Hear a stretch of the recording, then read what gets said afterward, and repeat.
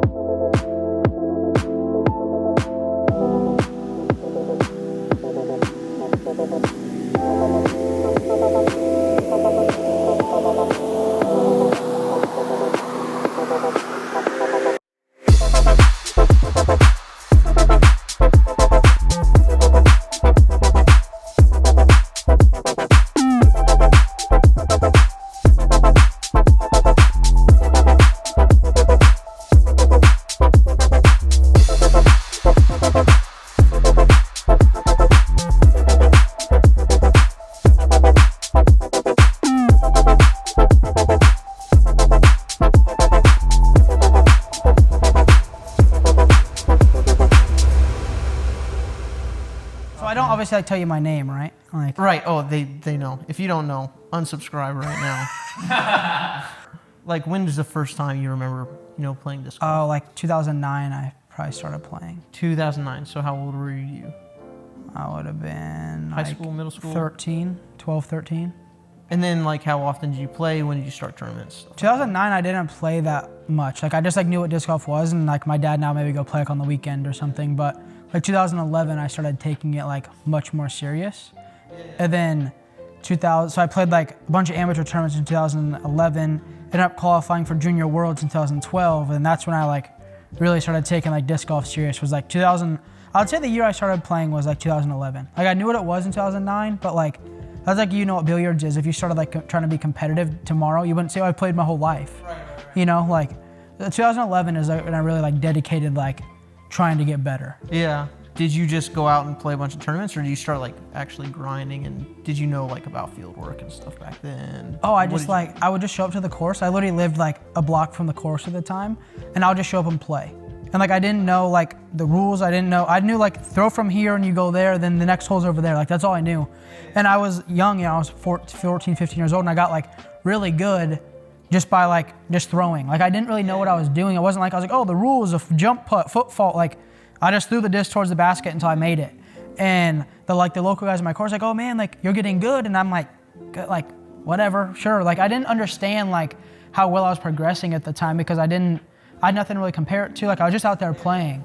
So there was a point where I was like, oh, like I am getting good. And then our local pro shop, Final 9 Sports, actually sponsored me to play in 2012 Worlds that year, like the very next year. Dang. And so obviously that was like a big deal, but back then, like I wonder how much was a sponsorship pack? Like what did you, nothing. Do you remember what you got? They like paid my entry fee. Yeah. Like, oh, okay. Yeah, like did they like send you travel wise? No, like they literally were like, oh, we'll pay your entry fee, like go have fun. Like it was like a typical like 2012 disc golf sponsorship. What kind of are those? Is it, you said 10 for like people who I think there's are 10, able to buy, I think there's 10 to 15 people right now that like have a good credit score. Like are like a person that like, if you had a normal job, you would be able to have the things you want. Whether that's a nicer car, whether that's a house, whether that's a family. But like, I don't think once you get past like the top 15 people, you can support a house, wife, kids, everything. Like, there's a sacrifice there, and it's like maybe you only play some of the tournaments. Maybe you only do this, maybe you do that. Maybe you have a side business. Maybe Tina and Eric have whale sacks.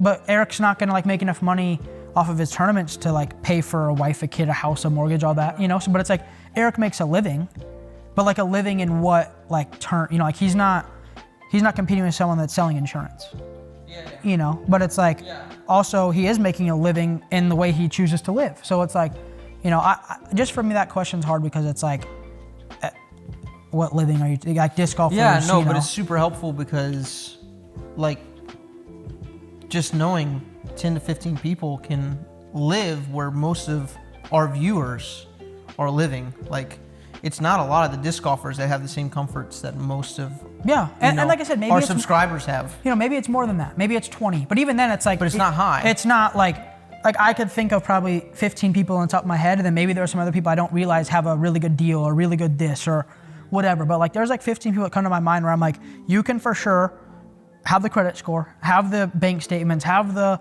you know, tax returns to purchase a home, pay for that home while you're on tour, and have everything like a normal human being would. You know, and again, maybe there's a few more, but like the list is very small. Now again, if I wanted to build a van, you know, and live for a couple $100 a month, I mean, you could do that on, you know, you could panhandle for that theoretically. Like, you know, you could ask for dollars in front of Walmart and live in a van. So, you know.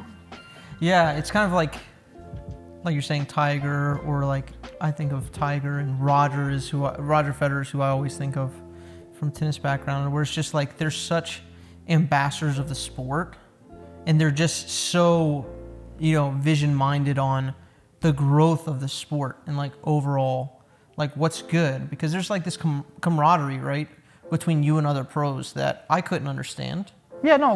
Like when you step on a tee pad with somebody. A lot of us are connected. You know, I would say for the most part, if any of us show up to the first hole at USDC and we're there at the same time for a practice run, unless there's already 5 or 6 people, we'll probably play together.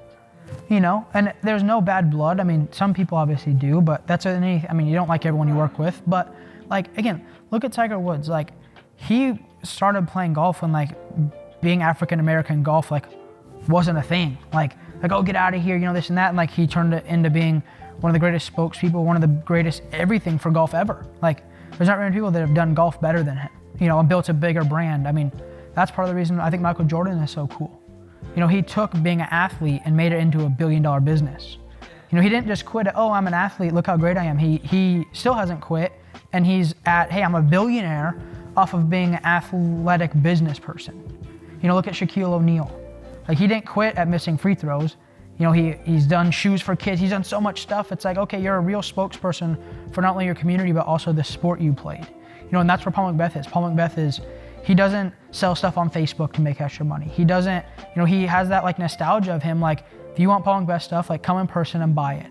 Order online. He'll, you know, it's like, there's very much like an aura about Paul that's not like accessible, you know? And it's like, as another pro, it's like, I respect that. He's not like digging for, you know, $20 at a time on Facebook Marketplace selling his discs. And not that there's a problem with that, you know, but it's like, there, you know, it's like Tiger Woods, you don't see him like, he's not auctioning off his stuff, selling his stuff. Like, even for charity, he doesn't really give stuff away. It's like, if you have Tiger Woods memorabilia, like, you have something special. You know, it's the same thing with Paul. Like, just the way he carries himself and the way that he just distributes his stuff. It's like, okay, go through Discraft, go through Foundation, go through this, go through that. Like, even if, you know, he has Paul McBeth Foundation, it's just like, he does so many things that's like great for the sport, but like, oh, you want to support the foundation? Like, buy something through there. Like, don't give it to me. Don't, you know, like, he's doing a lot of things that's like commendable, but also like pushing our game to the next level and like opening the eyes of people who wouldn't know about it. And now if someone searches disc golf, highest paid, like Paul McBeth comes up, and that's like a perfect person to be like the spokesperson. You know, someone who does care and does want to do better and is like pushing it forward for, you know, he's pushing the game forward for everybody. Some people are in it just for themselves.